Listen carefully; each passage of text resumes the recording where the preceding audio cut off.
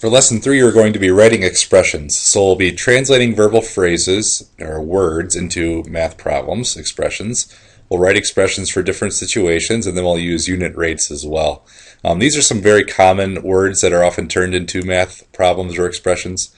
I'm not going to spend too much time on them because you probably have studied them before, but if you want to pause and just memorize that for a bit, you're free to do that as well. So for here, we need to translate verbal phrases into an expression. The rule to follow for these is always to do the noun first. Often you'll see one of these words here like quantity or product or difference or quotient or sum. These are noun words. And when you have these compound ones with many different things to do, knowing which part to do first is important. And then the noun part is usually the one that goes first. So look for the. That usually tells you which one is the noun. Not always the case, but usually is. And that's kind of the way the rules work in this case. There's nothing that's set in stone. But let's take a look at this. We have 4 less than the quantity, there's the noun, 6 times the number n. So let's do the quantity 6 times the number n.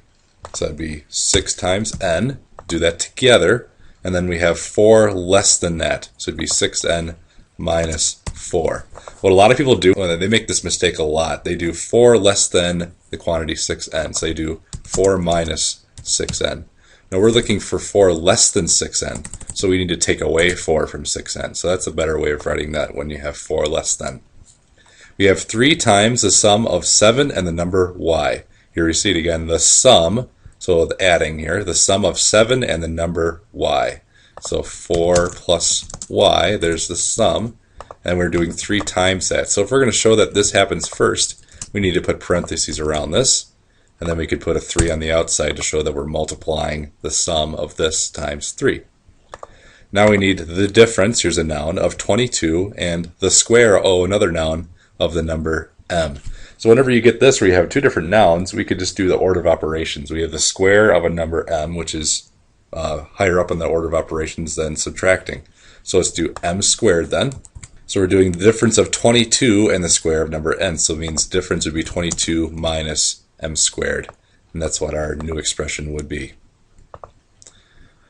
Let's do these kind of real-world situations then. We would do the number of tokens needed for V video games if each game takes 4 tokens.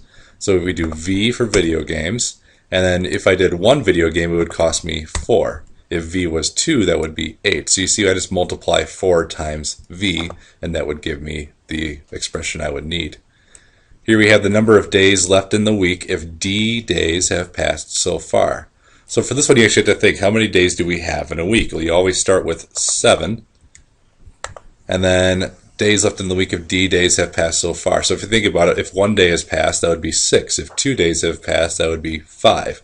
So you just take D for days, and you would subtract that amount of days from 7. So if it would be D would be 3 days, or it would be 7 minus 3, 4 days left.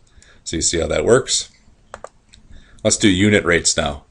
So we need to convert these rates into different intervals here. So we have a car travels 120 miles in 2 hours. Find the unit rate, and now we need to do it feet per second.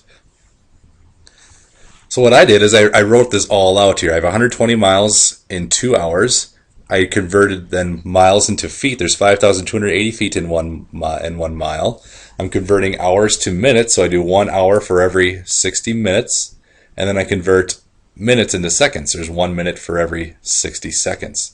So what you can do actually is you can cross off these labels. See, I have miles here. I have miles here. I have hours here. I have hours here that cancel each other out. And then I have minutes here and minutes here that cancel out. So you see I'm left with just feet and seconds. And so what we can do is we can multiply across on the top, then we can multiply across on the bottom, and then we can divide when we're finished. So let's do that here. I have 120 times 5,280. So 120 times 5,280. We have 633,600.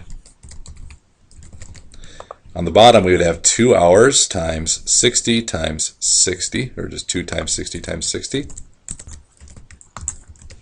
That would give us 7,200.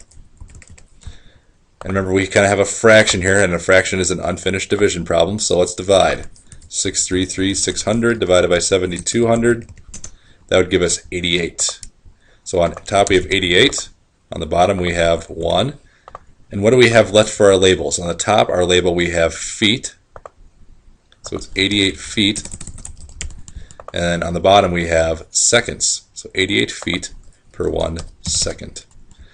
So that'd be our new rate if we're converting 120 miles in 2 hours to feet per second. 120 miles every 2 hours is equivalent to 88 feet per second.